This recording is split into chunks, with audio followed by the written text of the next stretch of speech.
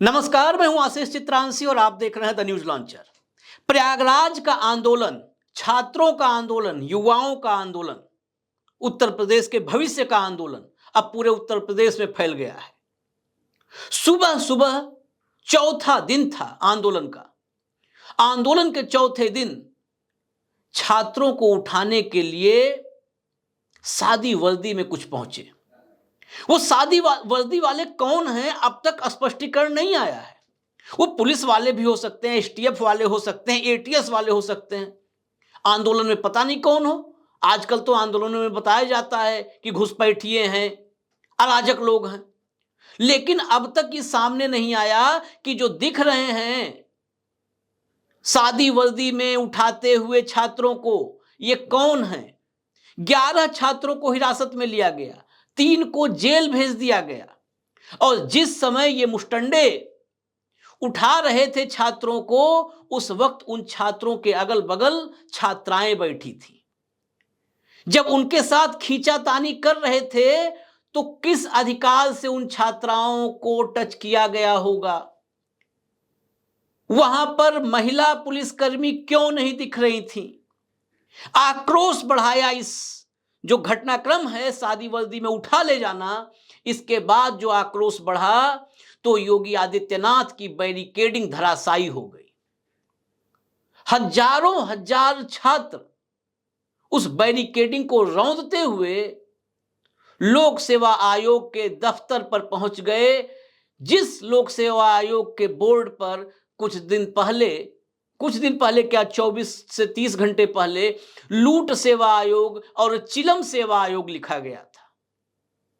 ये छात्र हैं हुजूर, ये व्यंग भी जानते हैं, ये चिलम भी जानते हैं, ये लूट भी जानते हैं। अब आप पर है, आप जोड़िए चिलम को कहां से जोड़ते हैं और लूट को कहां से जोड़ते हैं। ये यूपी पीएससी ऐसा रहस्यमयी आयोग है जिसका चेयरमैन लापता है।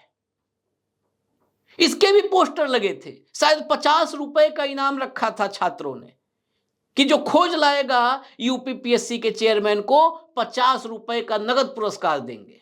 हालांकि नगद पुरस्कार रिस्की है। जहां भी नगद लेन देन दिखती है, मोदी की ईडी सक्रिय हो जाती है। अब तक तो लिमिट थोड़ा अपर है, लेकिन हो सकता है ये 50 रुपए के इनाम के ऐलान के बाद ईडी 50 रुपए पर भी नजर रखे। मनी लॉन्ड्रिंग हो सकता है। खैर, ये छात्र हैं, युवा हैं, बड़े बड़े सत्ताधीशों की चूल्हे हिला चुके हैं। लोगों को याद नहीं होगा, जिस जेपी मूवमेंट की बात की जाती है, जिस संपूर्ण क्रांति की बात की जाती है, उसकी नींव गुजरात में युवाओं के आंदोलन से पड़ी थी। चिमन भाई पटेल की सरकार थी। वो सरकार तो हिली, दिल्ली में इंदिरा का तख्त भी हिल गया।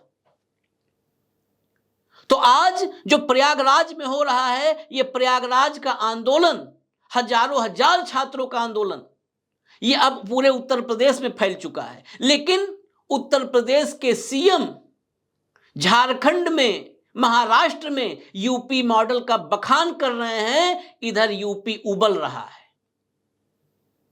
यूपी का पारा, बवाल और आंदोलन, सड़कों पर प्रदर्शन, उन पर गिरती लाठियों के बीच और सादी वर्दी में उठाए जाते छात्रों के बीच सैकड़ों सवालों के साथ मुंह बाए खड़ा है। लेकिन डिप्टी सीएम हैं, जिन्हें बार बार हुड़क होती है सीएम बनने की, लेकिन बार बार उनका सपना कुचला जाता है। वैसे ही कुचला जाता है जैसे छात्रों और युवाओं को उत्तर प्रदेश की सड़कों पर कुचला जाता है। जैसे पहलवान बेटियों को जंतर मंतर पर कुचला गया, केशव प्रसाद मौर्य का सपना हर बार वैसे ही कुचल दिया जाता है, रौंद दिया जाता है। लेकिन जज्बा है, प्रयागराज से लेकर के गोरखपुर तक उबल रहा है। हुजूर मुहावरे सुना रहे हैं, मुहावरे सुना रहे हैं। अब मैं तथ्यों को और थोड़ा विस्तार से खोलता हूं कि अखिलेश यादव का एक कार्यक्रम बना कि प्रयागराज में छात्रों के बीच जाएंगे। क्यों नहीं जाएंगे, मेरा सवाल यह भी है। मैंने पहले दिन जो शो किया था उसमें कहा था कि प्रियंका, अखिलेश, राहुल इनको पहुंचना चाहिए, आना चाहिए। ये देश में राजनीति कर रहे हैं, तो युवाओं के मुद्दे पर ये नहीं खड़े होंगे तो कौन खड़ा होगा? अगर ये नहीं वहां पर जाएंगे तो कौन जाएगा? केवल राजनीति करने का हक भारतीय जनता पार्टी को है, वो भी एक टाइप की राजनीति जिसमें सिर्फ नफरत और विभाजन हो, जिसमें युवाओं और छात्रों और बेरोजगारों के लिए कोई जगह ना हो। अखिलेश यादव के जाने का कार्यक्रम बना तो छात्र उठाए जाने लगे, चिन्हित किए जाने लगे, आधार मांगा जाने लगा, फोटो खींचा जाने लगा। अखिलेश यादव का ट्वीट मैं आपको बताता हूं, जो ट्वीट किया अखिलेश ने कहा, भाजपा की अहंकारी सरकार अगर ये सोच रही है कि वो इलाहाबाद में यूपी पीसीएस के सामने से आंदोलनकारी अभ्यर्थियों को हटाकर युवाओं को अपने हक के लिए लड़े जा रहे लोकतांत्रिक आंदोलन को खत्म कर देगी, तो ये उसकी महाभूल है। आंदोलन तन से नहीं मन से लड़े जाते हैं, और अभी तक वो ताकत दुनिया में बनी नहीं जो मन को हिरासत में ले सके। जुड़ेंगे तो जीतेंगे, जुड़ेंगे तो जीतेंगे। अब इसके बाद जो जवाब है केशव मौर्य का, जरा उसको सुनिएगा। केशव मौर्य को मैं ये नहीं कह रहा हूं कि केवल अखिलेश को जाना चाहिए, केशव मौर्य को भी जाना चाहिए, और मुझे तो लगता है कि 2 दिन बैठना चाहिए उन छात्रों के बीच में। इतना संसाधन है, पीडब्ल्यूडी मंत्री से लेकर के और डिप्टी सीएम तक रहे। मुझे लगता है कि सबसे साधन संपन्न नेताओं में अब उत्तर प्रदेश के हैं केशव मौर्य। किसी तरह की कोई उनके पास किल्लत नहीं है। उन्हें तो प्रबंध करवाना चाहिए, भोजन का प्रबंध करवाना चाहिए। जब तक ये आंदोलन चले तब तक उन छात्रों को कहें, आश्वासन दें कि सरकार आपकी सुने नहीं सुने, केशव आपके साथ है, केशव आपको देगा। आंदोलन जब तक चलेगा तब तक सुबह शाम का खाना बनवाएगा, लंगर चलवाएगा, पानी पिलाएगा केशव मौर्य। ठीक है, दिल्ली वाले या लखनऊ वाले केशव मौर्य की नहीं सुनेंगे, लेकिन केशव मौर्य रहेगा छात्रों के साथ, युवाओं के साथ।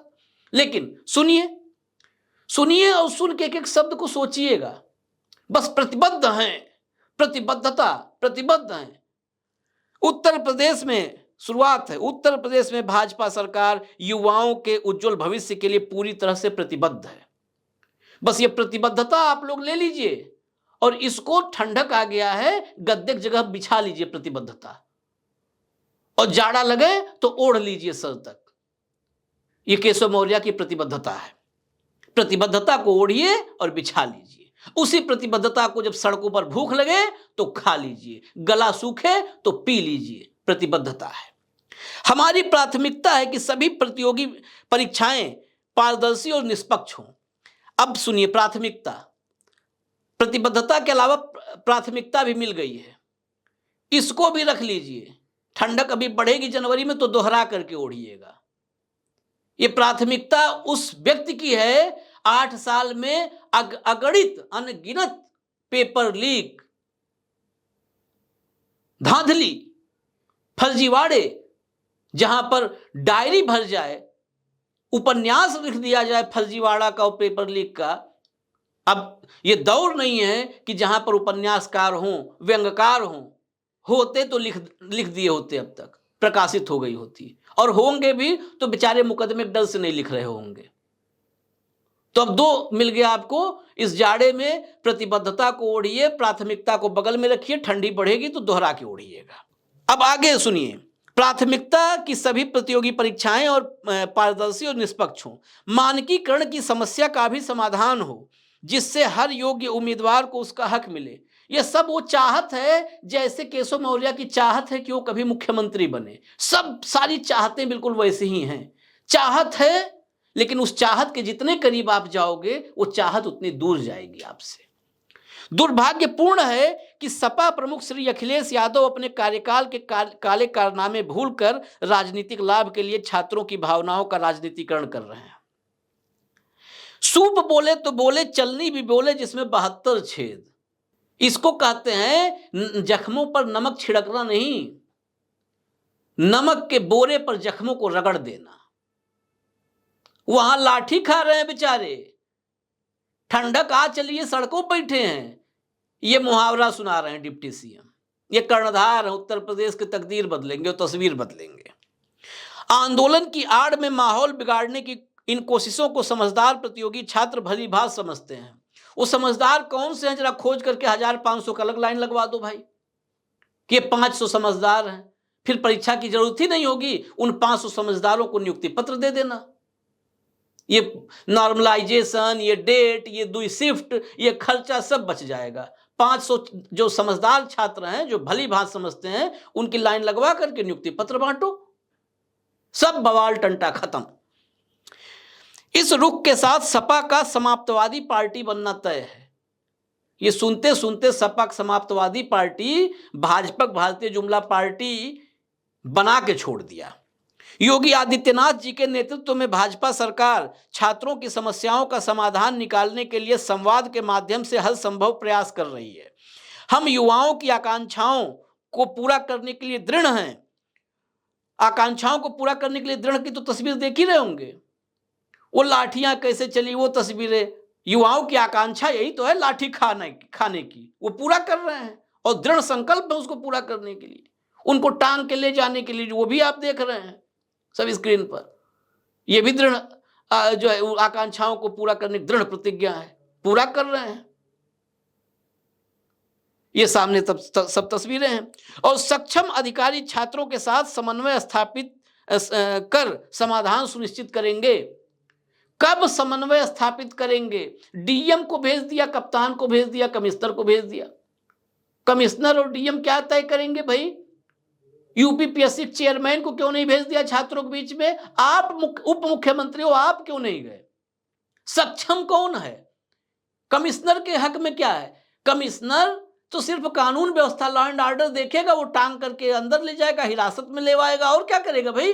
समझाएगा कि अपने अपने घर जाओ, खाना बनाओ, सो जाओ, यही तो समझाएगा कमिश्नर और डीएम। उसके हाथ में इस मुद्दे में क्या है? मेरी बुद्धि थोड़ी छोटी है, समझ कम है, उतनी बड़ी नहीं है जितनी बड़ी केशव मौर्य की है।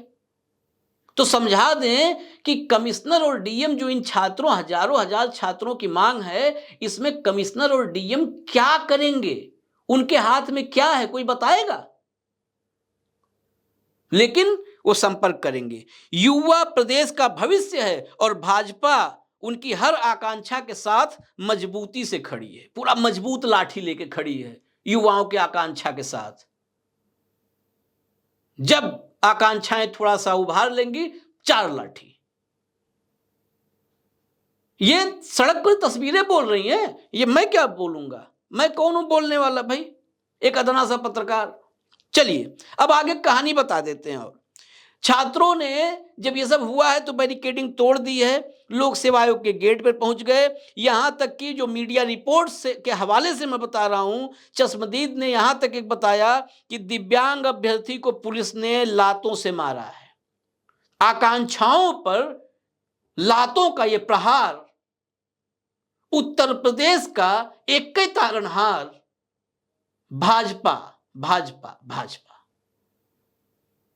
इससे सुंदर व्याख्या इसकी और नहीं हो सकती। लखनऊ के बाद भी आंदोलन मेरठ, गोरखपुर, वाराणसी, जालौन और लखीमपुर गिन लीजिएगा। मेरठ पश्चिमी उत्तर प्रदेश में है, गोरखपुर योगी जी का घर है और मठ है, बनारस मोदी जी का वही देवस्थान है जहां से वो इंसान के रूप में गए थे वहां और अविनाशी बन के निकले हैं, दिल्ली पहुंचे हैं, वही वाराणसी है। जालौन, ये जालौन आपका बुंदेलखंड में है और लखीमपुर खीरी ये आपका मध्य उत्तर प्रदेश में, करीब करीब मध्य उत्तर प्रदेश में पड़ता है। अब उत्तर प्रदेश के भौगोलिक दृष्टि से इसको मैंने क्यों बताया कि उत्तर प्रदेश में अब चहुओर पहुंच चुका है, चारों ओर यह आंदोलन पहुंच चुका है। दिल्ली और पटना से भी इसमें छात्र आए हैं। अब छात्रों की तैयारी हाई कोर्ट जाने की है और वो हाई कोर्ट नॉर्मलाइजेशन को लेकर के, उस शिफ्ट को लेकर के बाद में जाएंगे।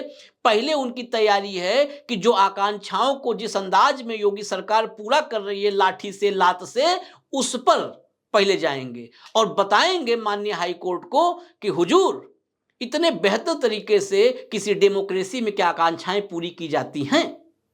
किसी लोकतंत्र में कोई इससे बेहतर कोई तरीका डेवलप हुआ क्या आकांक्षाओं को पूरा करने का? अब पीसीएस, आरओ, एआरओ प्री, ये दोनों परीक्षा 2 दिन में कराए जाने को लेकर के जो विरोध कर रहे थे छात्र, ये सब हाई कोर्ट जाएंगे और मीडिया रिपोर्ट के हवाले ये कहा जा रहा है कि अभ्यर्थी बदसलूकी की शिकायत करने जाएंगे। दिल्ली और पटना से जो प्रदर्शनकारी आए हैं वो तख्तियां ले लेकर के डटे हुए हैं और पीछे हटने के लिए कतई तैयार नहीं हैं। अब कैंडल मार्च की भी तैयारी है और इस आंदोलन में आखिर तक न बटेंगे और न हटेंगे, इसी पर अड़े हुए हैं। 3 को जेल भेज दिया गया है। और एक और अपडेट है, Uttar Pradesh higher judicial service HJS 2023, इसकी प्री परीक्षा टाल दी गई है। वैसे भी जब आप पढ़ेंगे इसको तो क्या लिखा है, Uttar Pradesh higher judicial service 2023 HJS 2023 की आकांक्षा 2023 की आकांक्षा का प्री 2024 के दिसंबर में होने जा रहा था। इतना चाक चौबंद, इतनी प्रतिबद्धता और इतना दृढ़ संकल्प कई बार मन को रुलाने लगता है कि कहाँ मिल जाए हमारे हुक्मरान, कहाँ से उनके चरण धूलि मिल जाए और माथे पे लगा करके एक बार परिक्रमा कर ले उनका। एक बार ही कर पाएंगे, अगर सेहत दुरुस्त रही तो 108 बार करने की कोशिश करेंगे। बताइए, HJS 2023 की, इसीलिए मैंने इसको बताया कि इसको भी स्थगित कर दिया गया है। स्थगन की वजह नहीं बताई गई है, लेकिन स्थगित कर दिया गया है। और यही चीख चीख कर ये जो 20,000 छात्र सड़कों पर हैं, उनकी व्यथा ये आखिरी लाइन बताती है कि HJS 2023 का प्रीलिम्स दिसंबर 2024 में होने जा रहा था। अब बोलिए, लोक का कल्याण हो, विश्व में शांति हो। उत्तर प्रदेश विश्वगुरु बन चुका है योगी आदित्यनाथ के नेतृत्व में। मुझे इजाजत दीजिए, प्रयागराज पर नजरें बनाए रखिए, क्योंकि ये बच्चे न खालिस्तानी हैं, न आतंकी हैं, न उपद्रवी हैं। ये आपके बच्चे हैं। ये DM, collector, PCS, SDM, CO और SP और कमिश्नर बनने के लिए वहां पे दिन रात जो है रोटियां सेकते हैं। कभी नक्शा गोल रोटी नहीं हो पाती है, लेकिन रोटियां बनाते हैं, खाते हैं और 12 घंटे 14 घंटे पढ़ते हैं। उनके लिए गांव में बैठे उनके माँ बाप कभी खेत बेचते हैं, कभी धान बेचते हैं, कभी गेहूं बेचते हैं, कभी गुड़ बेचते हैं। तो ये बच्चे कहीं और से नहीं आए हैं। ये वही हैं जिनके लिए कहा जाता है कि एक रहोगे तो सेफ रहोगे और बटोगे तो कटोगे। लेकिन यहां जब ये जुटे तब ये पीटे गए हैं, पीटे जा रहे हैं, लेकिन फिर भी पीछे हट नहीं रहे हैं, क्योंकि जो लोग ये नारे दे रहे हैं वो भी कहीं बाहर से नहीं आए हैं। उनके रगों में जो खून, जो लहू दौड़ता है, वही लहू इनके भी रगों में दौड़ता है। हो सकता है कि इनके लहू में अभी प्योरिटी हो, शुद्धता हो, वो मक्कारी ना आई हो। इजाजत दीजिए, न्यूज लॉन्चर आप देखते रहिए। नमस्कार।